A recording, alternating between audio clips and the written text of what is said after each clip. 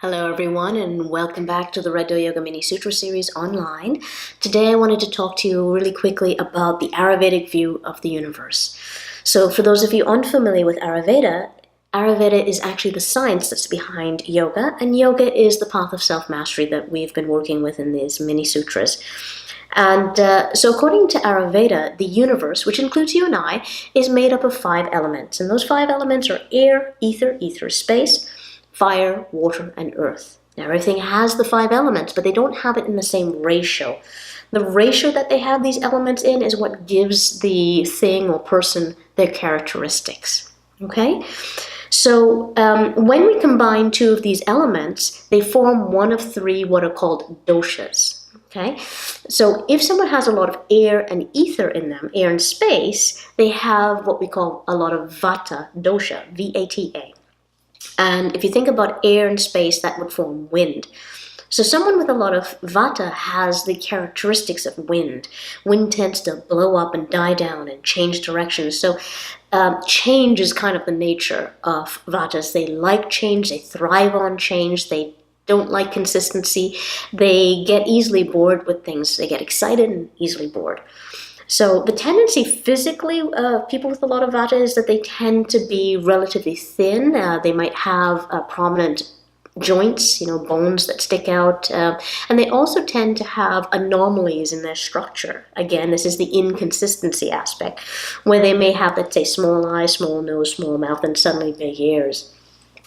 They tend to be very creative individuals, but that creativity is also, the flip side is anxiety for them.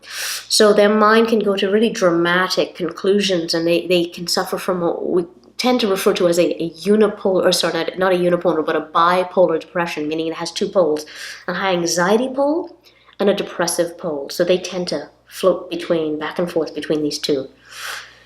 The next one is where we put fire and water together. So then you get what we call pitta dosha.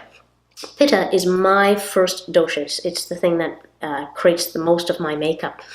People with pitta dosha, think about steam, they may not look like much, meaning that everything kind of averages out. So the tendency is not to have really striking features, although pittas can have somewhat penetrating eyes and sometimes sharp jawlines. Okay?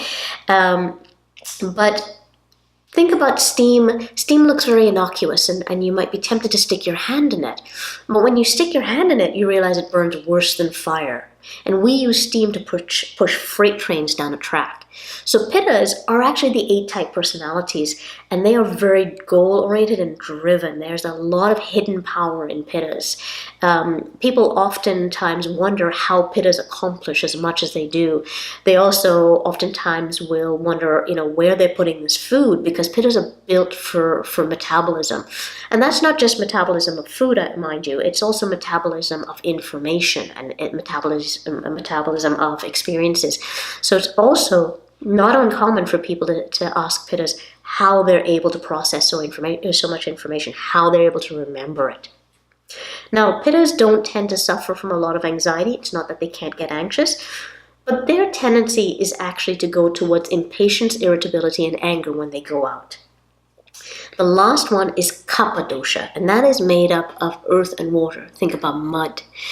Kappas, they're slow and steady and everything. They're kind of the opposite of the vatas, where they don't like change. They like consistency. If you're going to change something on them, they like a lot of notice. Okay? Kappas are very driven by comfort and by relationship. I usually refer to them as kind of the glue that hold relationships together. If you ever fall into mud, you've got to kind of scrape it off because of its sticky nature. So that stickiness is what allows them to kind of hold relationships together. They make great spouses, okay? Now, they don't tend to have the bipolar depression, the 2 poles. What they tend to have is the unipolar depression, meaning kappas just tend to get depressed when they go out. Okay, so, with this in mind, you will notice character traits that you carry and that others carry based on their elemental makeup. And it's a very interesting and fascinating and logical way of viewing the world the more you get to understand Ayurveda. Okay, so I hope that this was helpful, everyone, and I hope that it actually piqued your curiosity a little bit to learn more about Ayurveda, especially as it relates to the path of self-mastery. Please do like the video, share it with others, join us in the self-mastery group attached to the Red Door Yoga Facebook page, and I very much look forward to seeing you again online very, very soon. Namaste.